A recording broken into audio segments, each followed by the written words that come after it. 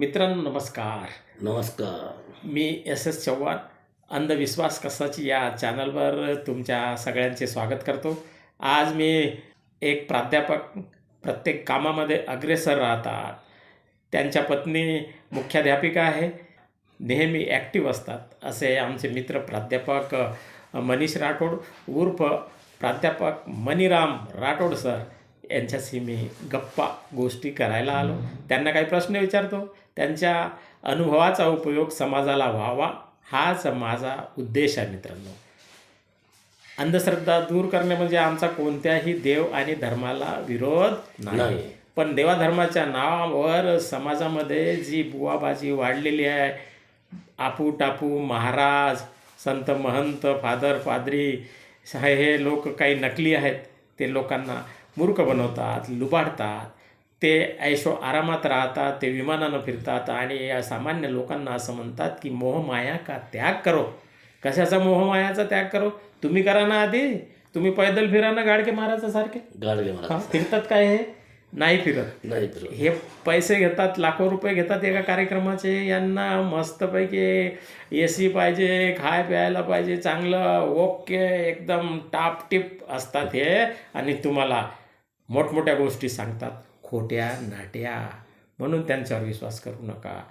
आता सरांना मी हे विचारतो की मुहूर्त, ज्योतिष आणि कुंडली यावर तुमचा विश्वास आहे का सर? मुहूर्त म्हणजे काय हे पण तुम्ही मला सांगा सर. माणूस उठल्यापासून चांगलं काम करण्यासाठी मुहूर्त पाहण्याची गरज नाही. बरोबर आहे. मी माझ्या आयुष्यामध्ये हां. कधीच मुहूर्त काढून कोणतंच कार्य केलेलं नाही. हो का? आजपर्यंत असं सांगावं की हा मुहूर्त आहे, पाहिलेला आहे, वेळ पाहिलेला आहे. हां. मला मुहूर्तावर विश्वास नाही, स्वतःवर विश्वास आहे. अच्छा अच्छा अच्छा. माझी लग्नाची कुंडली या कोणती जुळणी केलेली नाही. आणि तुमच्या मुलाचं लग्न तुम्ही मुहूर्त पाहून केलं का? माझ्या मुलाचं लग्न सुद्धा मी मुहूर्त न पाहता, मुलाला सुट्टी कधी मिळेल, आम्हाला सुद्धा सुट्टी कधी होईल, या सर्वांचा अभ्यास करून कोणताही मुहूर्ताचा वेळ न काढता, मुहूर्त न काढता आम्ही माझ्या मुलाचं, माझं स्वतःचं सुद्धा शुभ होत आहे.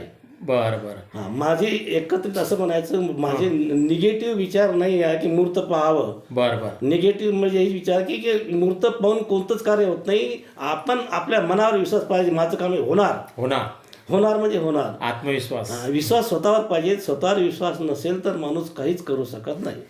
बरोबर आहे. तर सरांनी फार सुंदर सांगितलं आपल्याला की प्रत्येक दिवस, प्रत्येक क्षण हा शुभ असतो आणि मुहूर्त पाहणे वगैरे अंधश्रद्धा आहे. सरांनी कोणत्याच प्रकारचं मुहूर्त पाहिलं नाही, लग्नामध्येही पाहिलं नाही, आणि इतरांना ते सांगतात की तुमच्या दोघांच्या सोयीचा जो दिवस आहे त्याच दिवशी तुम्ही लग्न करा, चांगलं काम करा. सर, मी पण माझ्या मुलाच्या लग्नासाठी मुहूर्त वगैरे काही पाहिलेलं नाही आहे. मुलीवाल्यांनी पाहिलं असेल तिकडं, पण आम्ही मुलावाल्यांनी मुहूर्त पाहिला नाही. फक्त यांना सुट्टी कधी आहे ते पाहिलं आणि या हिशोबाने तारखा काढल्या.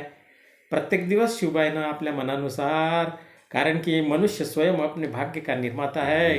अमिताभ बच्चनचा डायलॉग तुमच्या कधी लक्षात येत असेल की मैं जहाँ भी खड़ा हो जाता हूँ, लाइन वहाँ से शुरू हो जाती है. और इसलिए सर हम जो भी काम करते हैं, क्योंकि सफलता हासिल करने वाले कोई अलग काम नहीं करते हैं, वो उसी काम को अलग अंदाज से करते हैं, असं आम्हाला म्हणायचं आहे. तर मित्रांनो, तुमच्या लक्षात आलं असेल, मुहूर्त वगैरे काही नाही आहे. बरं सर, ज्योतिष्य वगैरे का भानगड आहे माहिती आहे का तुम्हाला? ज्योतिष्यावर मी सर अभ्यास केलेला आहे. हो का? हो. बरं बरं. काय आहे ती भानगड? या तळ हातावरच्या रेषा आणि पायावरच्या रेषा, कपाळाच्या रेषा, हे पाहून मी म्हणजे लोकांना ज्योतिष सांगत होतो आणि लोकांना पटायचं. मी फक्त पुस्तकावरून जे काय तेवढं सांगितलेलं आहे. कोणाचे नख मोठे असेल तर तो भाग्यवान आहे की नाही, कोणाचे आखूड नख वाले आहे, त्या आखूड नखवाल्यानं ते कशा प्रकारे कंजूस आहे, तर त्याच्यावर हे सर्व पंचांगावर, अभ्यासावर सर्व दिलेलं आहे पुस्तकात. तर मी राजीव गांधी यांची सुद्धा हस्तरेखा बनवली होती आणि त्यानंतर मी त्यांच्या हस्तरेखावरून त्यांना म्हणजे माहिती काढली. पण हे ज्योतिषशास्त्रज्ञ माझं लग्न झाल्यानंतर माझ्या मिसेसनी सर्व बंद केलं की तुम्ही जर अशाच प्रकारे लोकांचं ज्योतिष पाहत राहिले की पंचांग वाचत राहिले तर उद्या तुम्हाला की हे याच्यापर्यंत छंद लागेल. म्हणून ह्या ज्या कपाळाच्या रेषा आहे, हातावरच्या रेषा आहे, या दर 10 वर्षांनी बदलतात. बरं. म्हणून पंचांग हे कोण लिहिलेलं आहे? आपल्यापैकी कोणीतरी लिहिलं आहे. म्हणजे सत्यता आहे का त्याच्यामध्ये? सत्यता नाही आहे. तर सरांचं असं म्हणणं आहे मित्रांनो की तळहातावरील रेषा ह्या सगळ्या लोकांच्या वेगवेगळ्या प्रकारच्या असतात.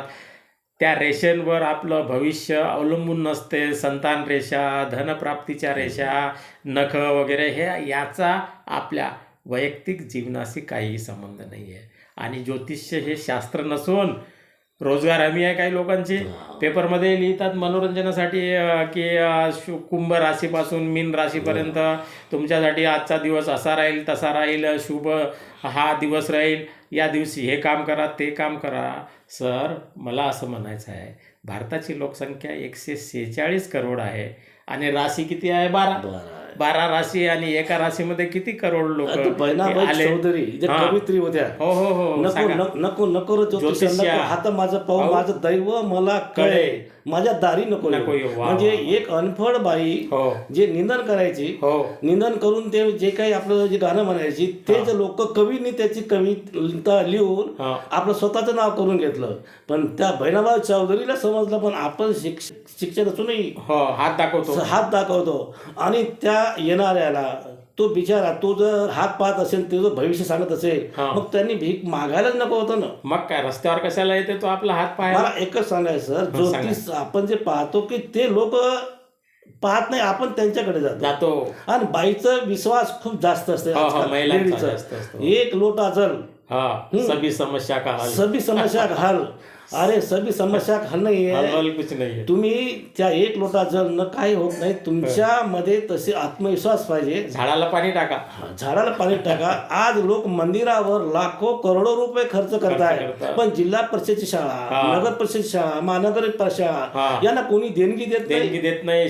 खोल्या बांधत नाही, कम्प्युटर देत नाही, आधुनिक सुविधा देत नाही, शौचालयाची व्यवस्था करत नाही, खाली फरशा बसवत नाही. ते बसवा, ते स्वच्छ करा, चांगलं ठेवा. मंदिर मस्जिद तुम्ही तर बांधत राहा, परंतु जोपर्यंत आमचे शैक्षणिक केंद्र, सरकारी शाळा मंदिरासारख्या होणार नाही तोपर्यंत शिक्षणाला काही भविष्यच नाही. असंच म्हणजे शिक्षणामध्ये सुद्धा मूल्य शिक्षण दिलेलं आहे. मूल्य शिक्षण दिलं आहे. त्या मूल्य शिक्षणामध्ये जास्तीत जास्त भर दिलं पाहिजे. पण शाळेमध्ये मूल्य शिक्षण या कार्यानुभव विषय आहे, याकडे लक्ष दिल्या जात नाही. त्याच्यामुळे मला म्हणजे माझ्यासारख्या अध्यापक लोकांना सुद्धा विनंती आहे की मुलांना खेळवा, मनोरंजन आहे, त्याचबरोबर मूल्य शिक्षण, कार्यानुभव, हे जे बाकीचे विषय, ड्रॉइंग आहे, एक विषयामध्ये जरी मुलगा तज्ज्ञ असेल तर तो आपल्या आयुष्यामध्ये आपलं लाईफ बनवू शकतो आणि समाजाला सेवा देऊ शकतो. फक्त एक गुण आवश्यक आहे. संगीतात असो, बासुरी असो, आवाज असो, या जो काही असेल, पण एक गुण माणसाच्या आवश्यक आहे, ते घेतलं पाहिजे. बरं. फार सुंदररित्या सांगितलं आपण की प्रत्येक माणूस हा कलाकार आहे.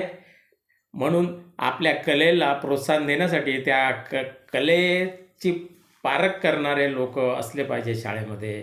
आणि शेवटी सरांना हेच सांगायचं आहे की तुम्हाला ज्या विषयात, ज्या कलेत कौशल्य आहे, एक्सपर्ट आहात तुम्ही, तुम्हाला आवड आहे, तो छंद जोपासा आणि पुढे जा आणि बघा मग तुम्हाला तुम्ही कसे यशस्वी होता.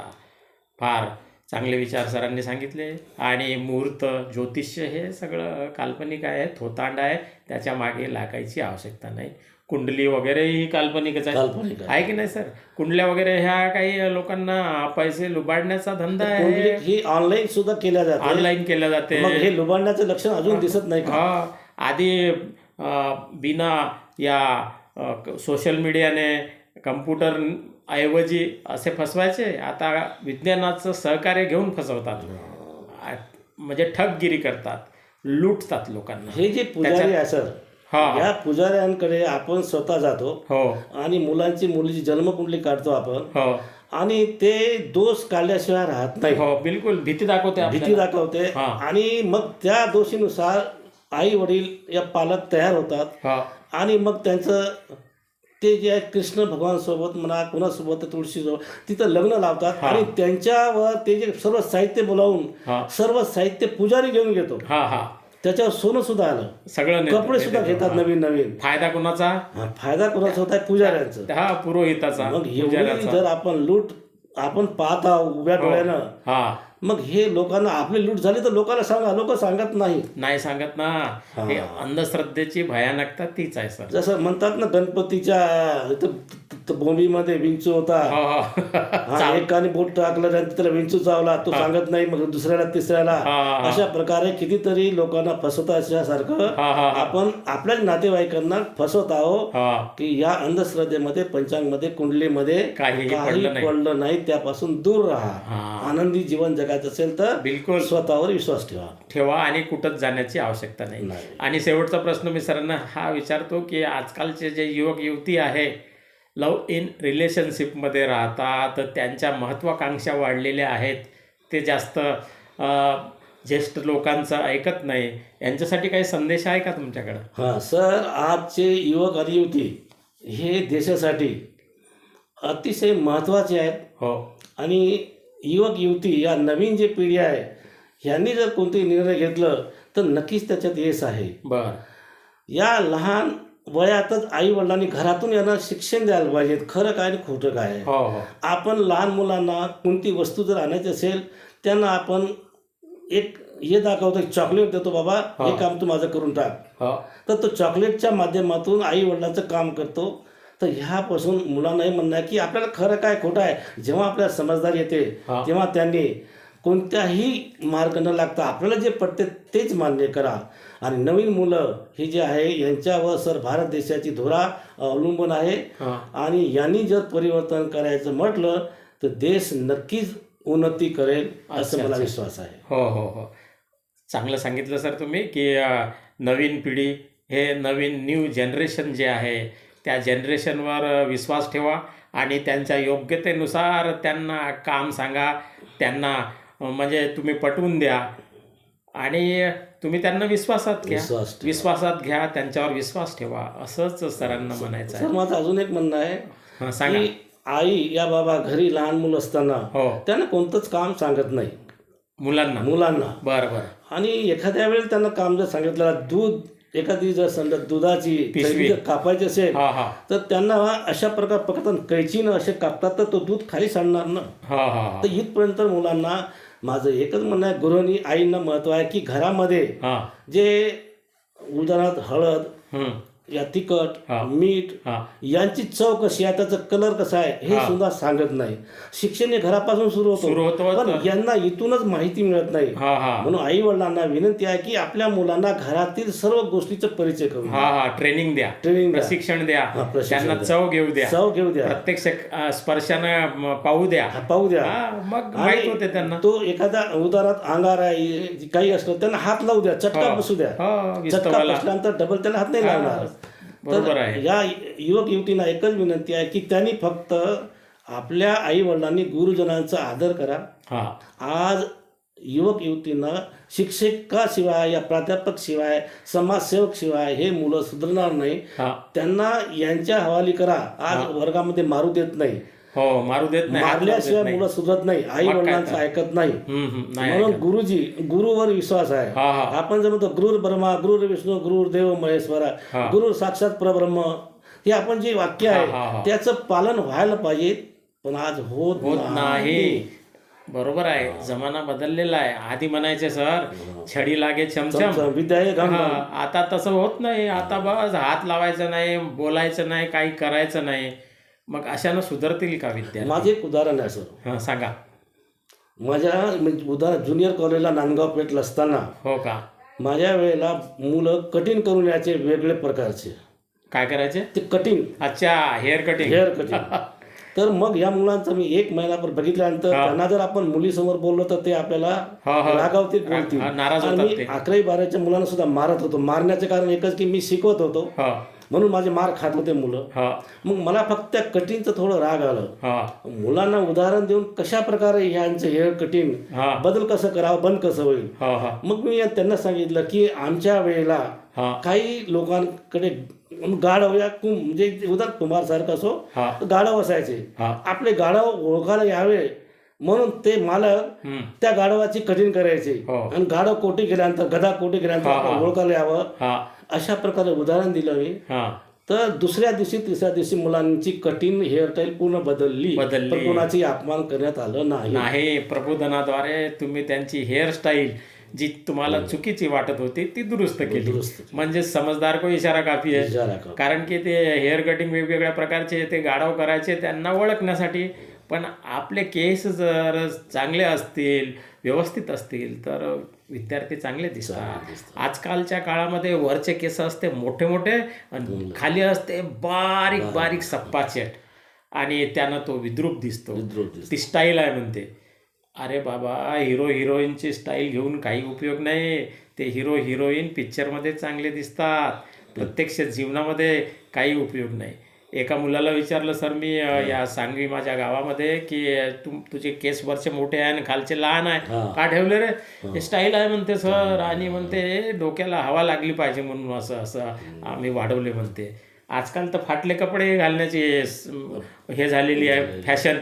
पूर्वीच्या काळी आपण तुम्ही सांगा की फाटलेले कपडे शिवून धुवून घालायचो, शिवून इस्त्री हाताने इस्त्री करायचो.